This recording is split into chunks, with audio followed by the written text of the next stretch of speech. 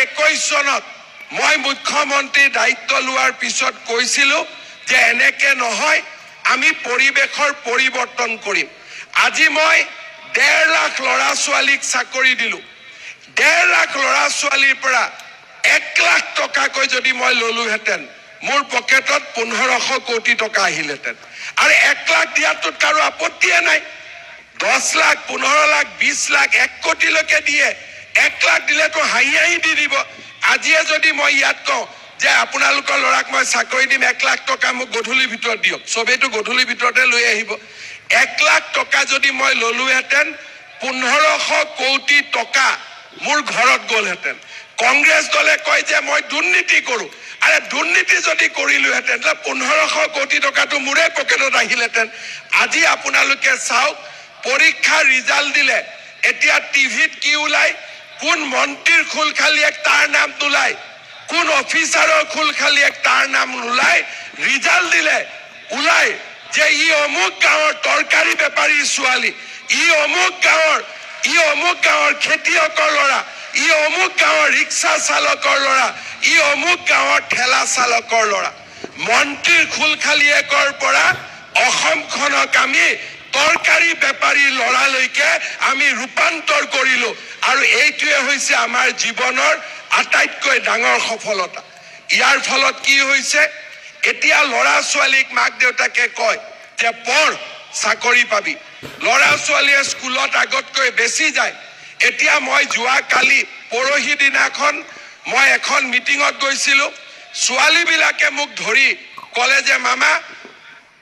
মই সামগ্ৰীত গৈছিলো ছোৱালীবিলাকে মোক ধৰি পেলাই ক'লে যে মামা আমাক স্কুলত শিক্ষক লাগে আগতে কোনো চিন্তাই নকৰিছিল আজিকালি সবেই জানে যে পঢ়া শুনা কৰিলে আমাৰ ল'ৰা ছোৱালীয়ে চাকৰি পাব ৰাজ্যত আন্দোলন নোহোৱা হৈছে শিক্ষাৰ পৰিৱেশ নিৰ্মাণ হৈছে আৰু অসমখন এটা ভাল পৰিৱেশলৈকে গৈ আছে আৰু যিসকল ডেকা ল'ৰাই চাকৰি নাপায় তেওঁলোকৰ কাৰণেও মই ব্যৱস্থা কৰিছো যে তেওঁলোকক চৰকাৰে 2 লাখকৈ টকা দিব লোৱাৰ কথা বাদ দিয়ক উলুটাই 2 লাখকৈ আমি টকা দিম যাতে ল'ৰা ছোৱালীয়ে ব্যৱসায় কৰি খাব পাৰে আগতে চিন্তা কৰক চাকৰিৰ নামত টকা লৈছিলে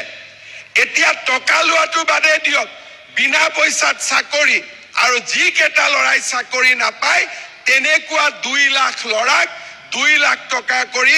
ব্যৱসায় কৰিবৰ কাৰণে আজি চৰকাৰে টকা দিয়া আৰম্ভ কৰিছে বেংকৰ লোন নহয় ডাইৰেক্টলি টকা দিয়া আৰম্ভ কৰিছে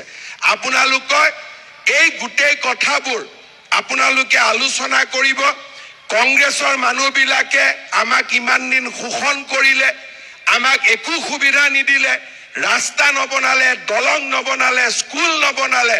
এতিয়া একোখন হাই স্কুল বনাবলৈ কংগ্ৰেছৰ দিনত এমএলএ দিছিলে 2 লাখ 5 লাখ টকা এতিয়া মই এখন হাই স্কুল বনাবৰ কাৰণে 8 কোটিকৈ টকা দিব আৰম্ভ কৰিছো যাতে ধুনীয়াকৈ ডন বস্কো সেন্ট মেৰিজতকৈ আমাৰ হাই স্কুলখন যাতে ভাল হয় আজি আপোনালোকে অসমৰ পৰিৱৰ্তন চাব প্ৰত্যেক জিলাতে মেডিকেল কলেজ হৈছে প্ৰত্যেক জিলাতে ব্ৰহ্মপুত্ৰৰ ওপৰত দলং হৈছে প্ৰত্যেক জিলাতে আজি একোখনকৈ বিশ্ববিদ্যালয় হবৰ কাৰণে আৰম্ভ কৰিছে 3.5 বছৰৰ ভিতৰতে আমি যিমান পাৰো আমি পৰিৱৰ্তন কৰিছো মই কৈ গলে ইয়াৰ মাজত চৰাইদেউ মৈদামৰ কথা বিহুৰ কথা লাচিত বৰফুকনৰ কথা কৈ গলে শেষ নহব যে কিমান কাম যোৱা 3.5 বছৰত আমি কৰিবলৈ সক্ষম হৈছো আজি আপোনালোকে এসময়ত মানুহে কৈছিল যে অসমৰ আটাইতকৈ অনুন্নত জিলা হল ব্ৰহ্মপুত্ৰৰ উত্তৰ পাৰ আৰু আজি 3.5 বছৰৰ ভিতৰত অসমৰ আটাইতকৈ বিকশিত জিলালৈ লখিমপুৰ আৰু ধেমাজিক আজি আমি ৰূপান্তৰ কৰিছো